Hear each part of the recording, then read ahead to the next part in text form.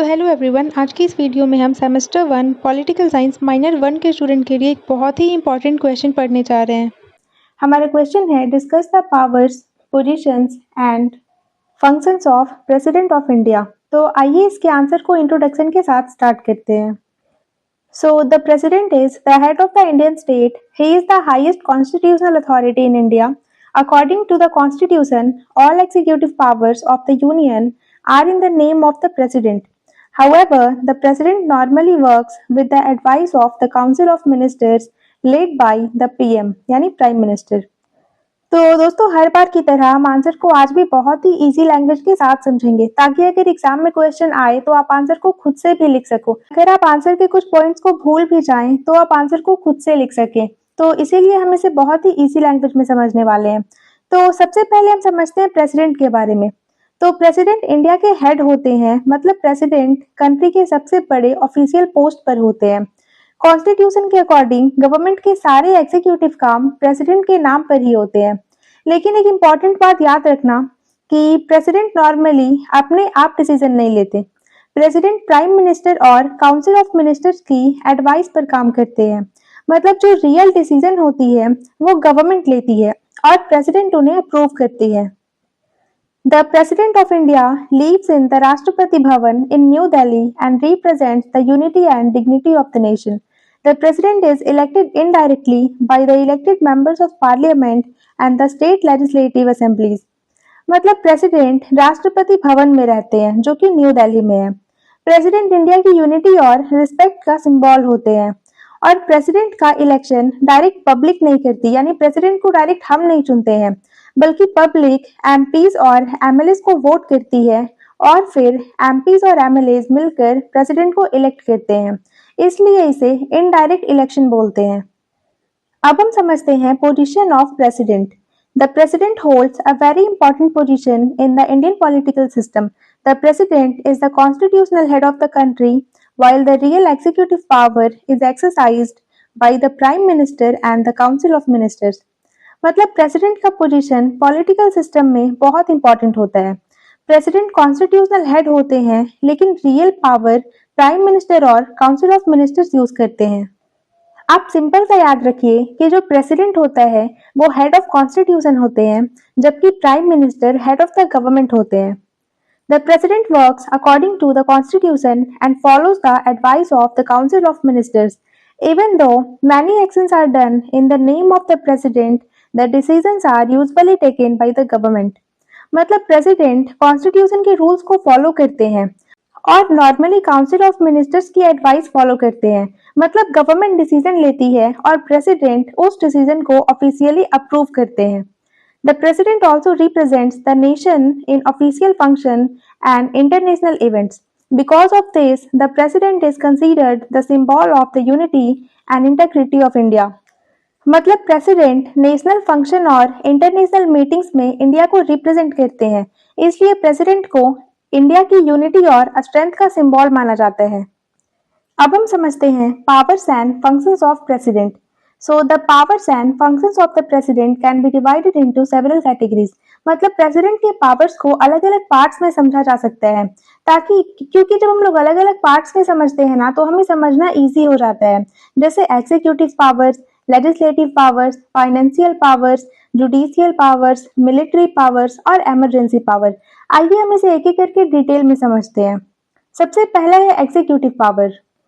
The executive powers of the union government are exercised in the name of the president. The president appoints the prime minister and other ministers.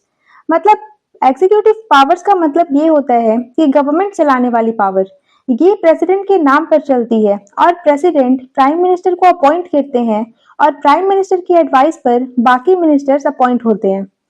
The president also appoints important officials such as the governor of the state, judges of the Supreme Court and High Courts, and the Attorney General and many other officers. तो president important officials को भी appoint करते हैं, जैसे state के governor को, supreme court और high court के जजेस को, अटॉर्नी जनरल और दूसरे इंपॉर्टेंट ऑफिसर्स को। इससे पता चलता है कि प्रेसिडेंट का रोल एडमिनिस्ट्रेशन में कितना इंपॉर्टेंट है। The President also supervises the administration of the country and ensures that the government functions according to the constitution. मतलब प्रेसिडेंट ये भी इंश्योर करते हैं कि गवर्नमेंट कॉन्स्टिट्यूशन के रूल्स के अकॉर्डिंग काम करे, मतलब गवर्नमेंट गलत तरीके से काम ना करे। अब हम समझते हैं legislative powers. The president has important powers related to the parliament. The president summons and prorogues the sessions of parliament and can dissolve the Lok Sabha. इसका मतलब है कि प्रेसिडेंट पार्लियामेंट से रिलेटेड पावर्स भी रखते हैं। प्रेसिडेंट पार्लियामेंट का सेशन बुला सकते हैं और सेशन को खत्म भी कर सकते हैं। प्रेसिडेंट लोकसभा को डिसॉल्व भी कर सकते हैं। No bill passed by parliament becomes law until the president gives approval.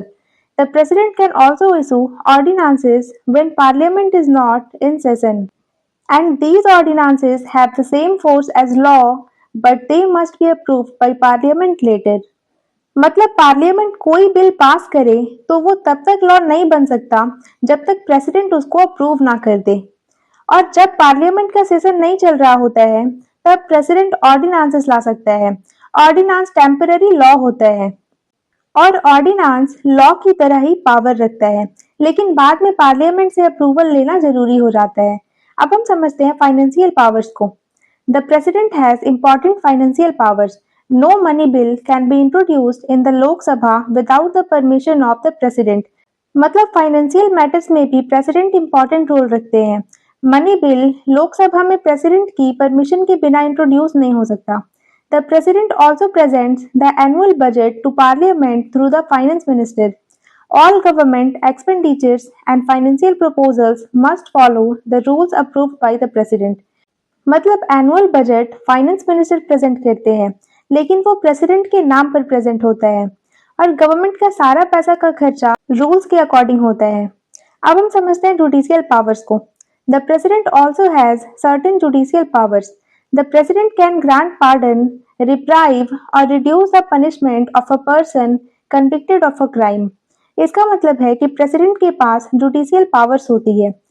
President किसी क्रिमिनल की पनिशमेंट को माफ कर सकता है या उसकी सजा को कम कर सकता है। This power is especially important in case of death sentence. This power allows the president to show mercy in special situations. मतलब ये पावर डेथ पेनल्टी केसेस में बहुत इंपॉर्टेंट होती है। जैसे अगर किसी को डेथ की सजा दे दी गई हो तो प्रेसिडेंट उस सजा को रोक सकते हैं, और साथ ही इस पावर से प्रेसिडेंट स्पेशल केसेस में दया दिखा सकते हैं। इसके बाद हम समझते हैं मिलिट्री पावर्स को। The president is the supreme commander of the Indian armed forces. This means the army, navy and air force work under the authority of the president.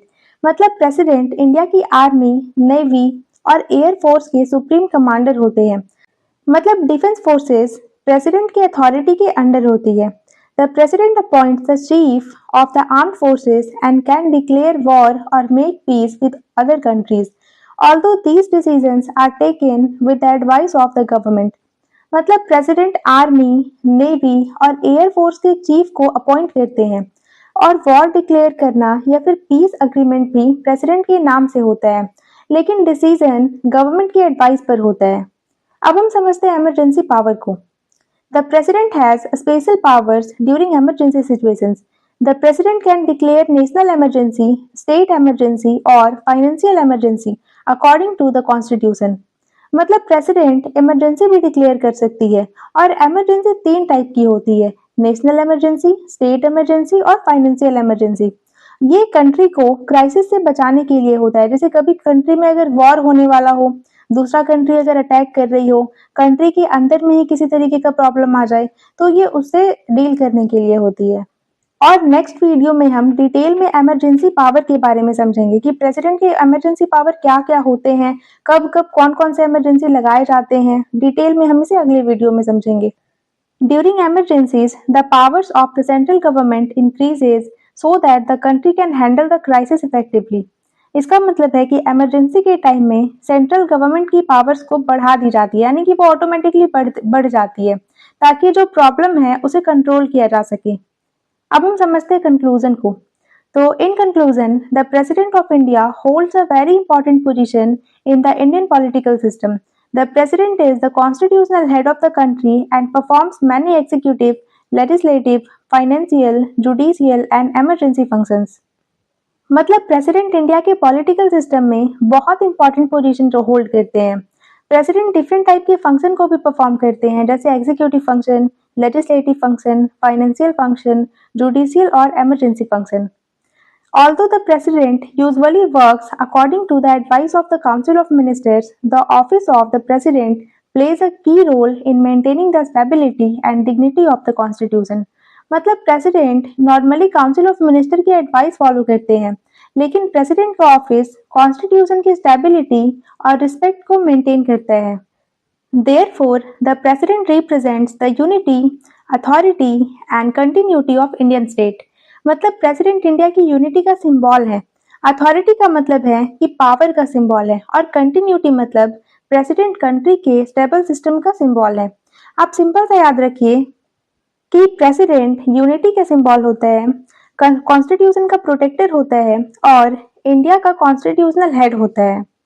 तो गाइस इसी के साथ पॉलिटिकल साइंस का हमारा एक और most important question complete होता है। तो मिलते हैं नेक्स्ट वीडियो में अगले इंपॉर्टेंट क्वेश्चन के साथ। Thanks for watching.